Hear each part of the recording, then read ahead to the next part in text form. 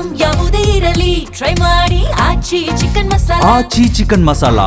ಕಡಲೆಕಾಯಿ ಬಣವೆಗೆ ಯಾರೋ ಕಿಡಿಗೇಡಿಗಳು ಬೆಂಕಿ ಹಚ್ಚಿದ್ದಾರೆ. ಗ್ರಾಮೀಣ ಭಾಗದಲ್ಲಿ ಇಂಥ ಘಟನೆಗಳು ಆಗಾಗ ನಡೀತಾನೆ ಇರುತ್ತೆ. ಇದು ನೋಡಿ, ಕಡಲೆಕಾಯಿ ಬಣವೆಗೆ ಯಾರೋ ಕಿಡಿಗೇಡಿಗಳು ಹಚ್ಚಿರುವಂತಹ ಘಟನೆ ನಡೆದಿದೆ. ಲಕ್ಷಾಂತರ ರೂಪಾಯಿ ಮೌಲ್ಯದ ಬಣವೆ ಸುಟ್ಟು ಭಸ್ಮವಾಗಿ ಹೋಗಿದೆ. ಸವದತ್ತಿ ತಾಲೂಕಿನ ಸಂಗ್ರೇಶಕೊಪ್ಪದಲ್ಲಿ ನಡೆದಿರುವಂತಹ ದುರ್ಘಟನೆ ಇದು.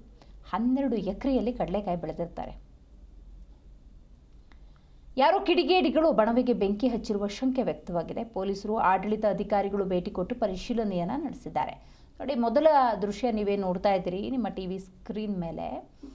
ಅದು ಬಣವೆ ಮುಂಚೆ ಹೆಂಗಿತ್ತು, ಆಮೇಲೆ ನೋಡಿ ಹೆಂಗೆ ಹಂತ ಹಂತವಾಗಿ ಸುಟ್ಟು ಹೋಗಿದೆ ಅನ್ನೋದನ್ನು ನೀವು ಗಮನಿಸಬಹುದು. ಅಂದಾಜು 12 ಎಕರೆಯಲ್ಲಿ ಬೆಳೆದಿದ್ದಂತಹ ಕಡಲೆಕಾಯಿ ಬೆಳೆ ನಾಶವಾಗಿದೆ.